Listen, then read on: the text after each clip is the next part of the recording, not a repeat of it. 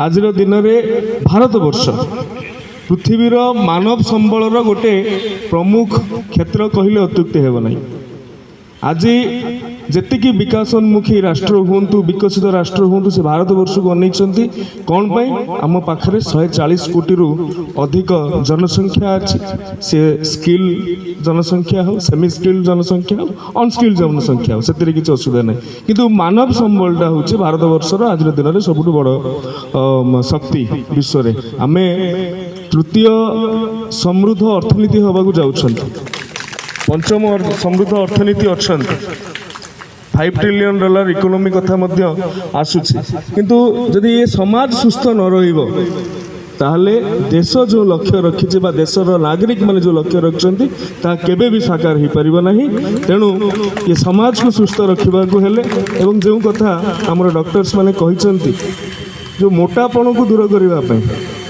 आमर लाइफस्टाइल में सुधार आने पड़ो। किछ दिन तले देशर प्रधानमंत्री नरेंद्र मोदी जी मन की बात रे कथा कही सारी से फिट इंडिया मूवमेंट आरंभ कर फिट इंडिया मिशन आरंभ कर तेणु ओडिशा रे किछ दिन पूर्व आम आयुष्मान योजना को लागू करेलु ता सहित आ गोटे वयोवंदना योजना भी लागू हो जो 70 वर्ष रु अधिक व्यक्ति विशेष मानक पई राज्य सरकार एवं केंद्र सरकार को समन्वय रे स्वतंत्र भाव में तांकर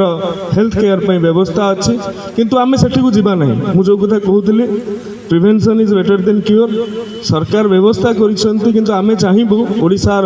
समस्त हॉस्पिटल फांका रहू ये सीईओ और एमडी मानकर सी मत कौन भाई पारती किंतु यहीटा ही गोटे सुस्थ समाज गठन दिगरे गोटे बहुत बड़ आवश्यकता बोली अनुभव करुँच। आउ थे उत्कल हॉस्पिटल को भारतीय योग संस्थान को एवं आपण माने समस्त को मु धन्यवाद ज्ञापन करुँची। आज आपण माने केवल योग करना लिभर बाबद रे जकृत बाबद रे केवल सचेतनता सृष्टि करना ये गोटे संकल्प नहीं कि आम घर को फेरिबा एवं प्रत्येक दिन योग करिबा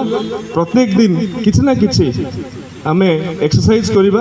जोटा कि आम पर पीढ़ी को निश्चय भाव में प्रेरणा देव बोली आशा व्यक्त करुच्ची। बहुत बहुत धन्यवाद। वंदे उत्कल जननी। थैंक यू धन्यवाद सूरज बाबू। मो अनुरोध सुरेश महापात्र सार को बुद्ध को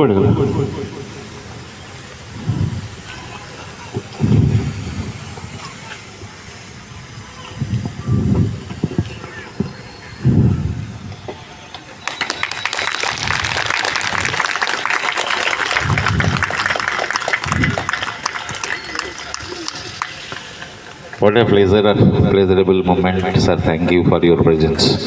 Then I have the honor to request our Gadai sir, Pragyan sir, MD sir, Subodh sir, Salil sir and Malay sir to felicitate Honorable Minister Mr. Suryavanshi Suraj.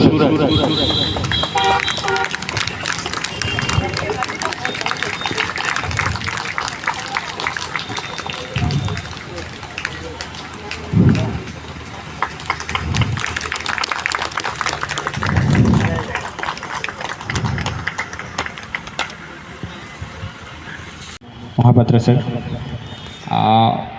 आज एक्चुअली सर तो सब कथा कहले तो प्रकृत में लाइफस्टाइल मेंटेन करवाटा एत easy नुह आम पाखे एक्सरसाइज फूड तो बहुत इम्पोर्टेंट आजिकल आपड़ जहाँ भी देखूँ एवरीथिंग इज एडल्टरेटेड फूड किंतु एक्चुअली जिन हूँ फूड आम जिते चेष्टा कले भी कंट्रोल करा एत सहज नुह जोटा भी आप देखुं fresh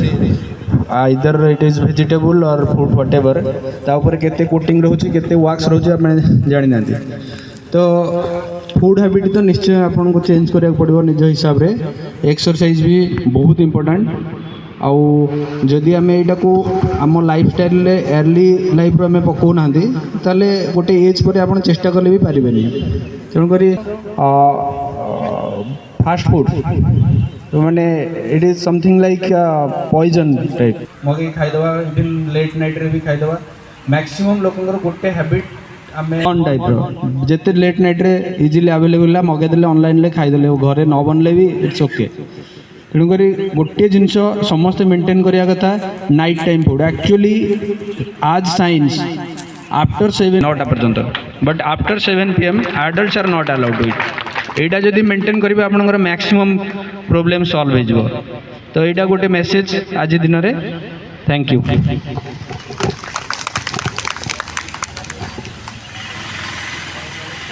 Thank you, sir. Then,